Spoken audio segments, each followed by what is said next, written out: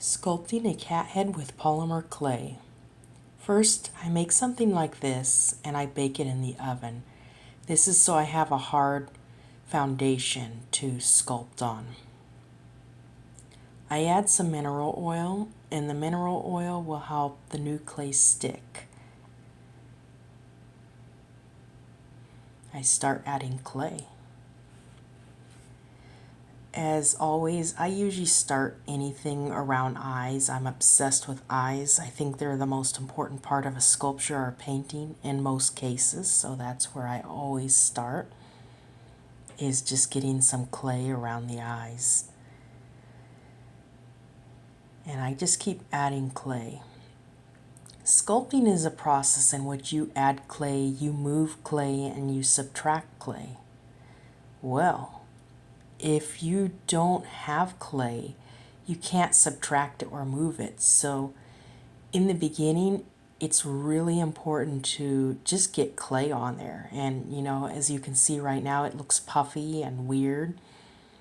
And I'm just gonna add more clay than it's gonna have in the end right now. Here you can see the beginning of a nose. In the beginning, I'm just really into figuring out those rough shapes, those big shapes. I don't want to get too involved in detail yet. I will, but not yet. So I'm adding some brow. This cat is going to be a warrior cat. You can see he's got a blind eye, he's pretty rough, and I want him to have a very fierce looking brow. So I'm going to add to that brow. And here, using this wood sculpting tool to smooth the brow onto the head.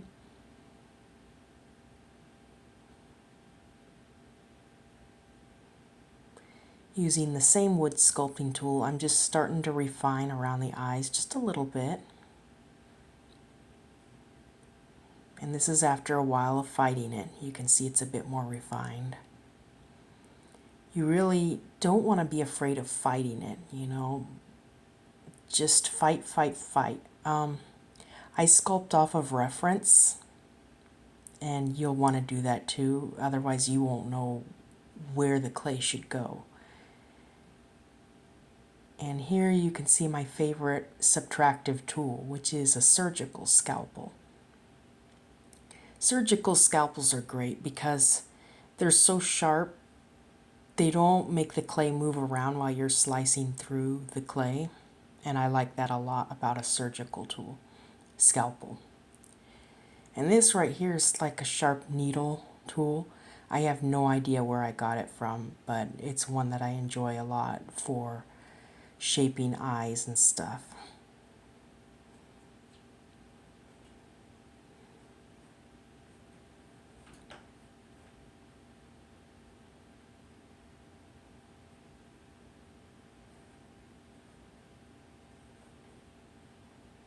I'm showing you this in real time.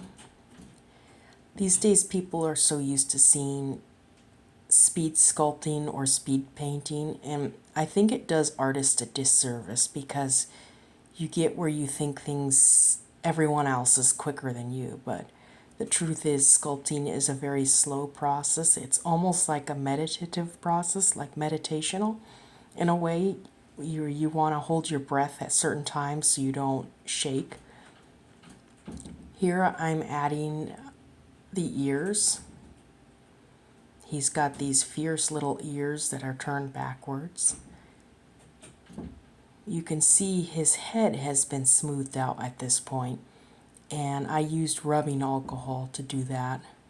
Rubbing alcohol is great because you can use it to smooth the clay with a paintbrush, and then it evaporates and it doesn't seem to cause any harm to the polymer clay whatsoever.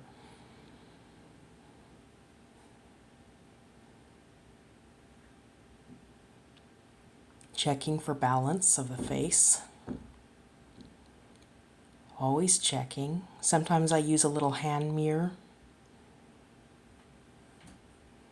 There's that surgical scalpel again. It is by far my favorite sculpting tool, to be honest.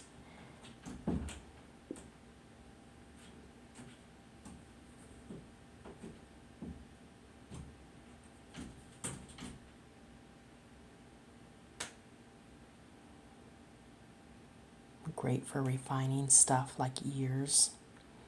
Here I'm starting to hollow out the ears.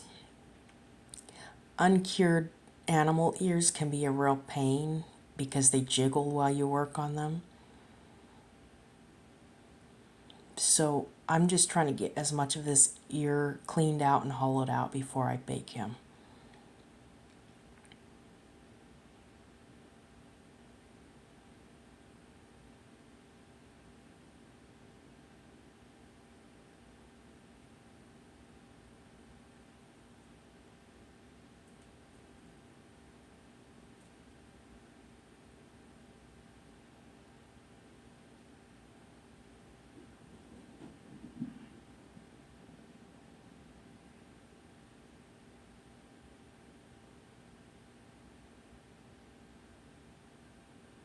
The nose holes. Noses can be a bit tricky. If you mess them up, you often have to rework the whole thing. They're not very forgiving, at least cat noses aren't. So I'm usually very careful to have everything right before I start poking in those holes. I make sure the nose looks balanced as possible.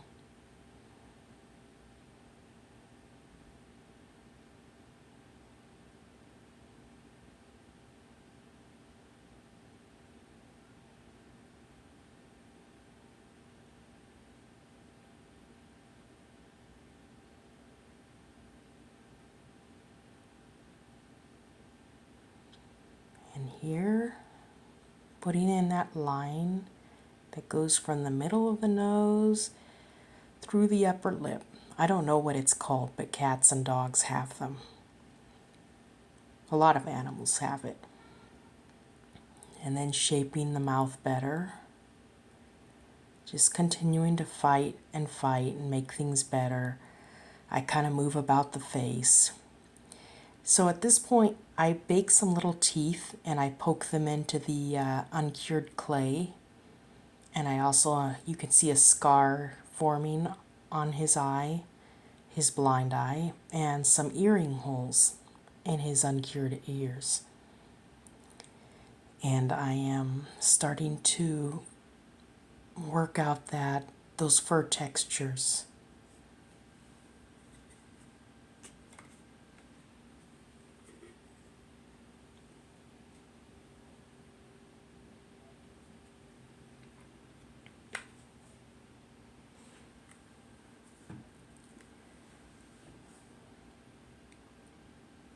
This loop tool is actually one I made myself.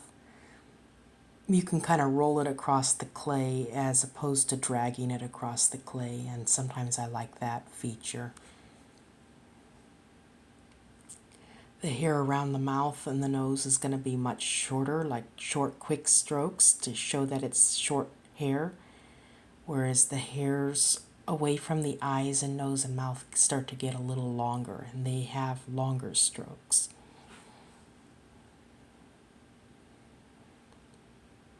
As far as tools go, I just use a bunch of stuff. There's really no magic tool because different artists will like different tools, and it's very personal preference between artists.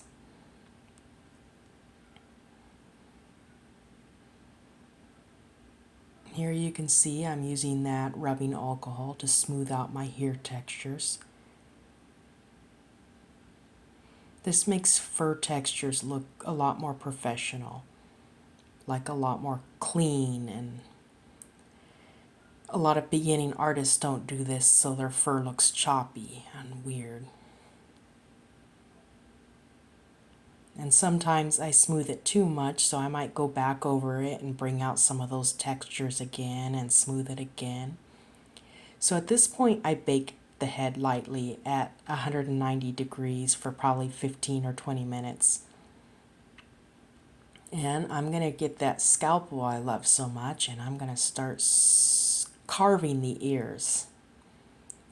And so working with the ears when it's partly baked is a whole lot easier because they're not jiggling around anymore. And so I'm able to really get thin, perfect little ears by carving them this way.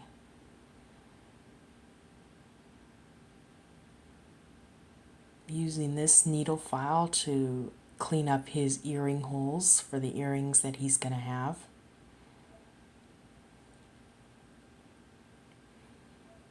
And then acetone, 100% pure acetone.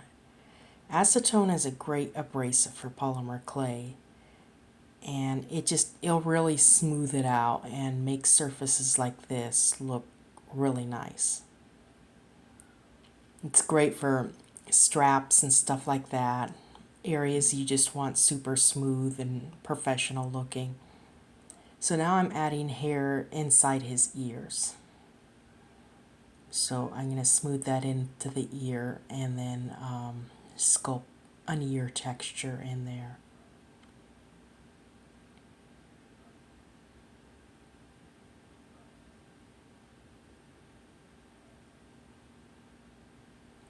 And here you have it, the final head.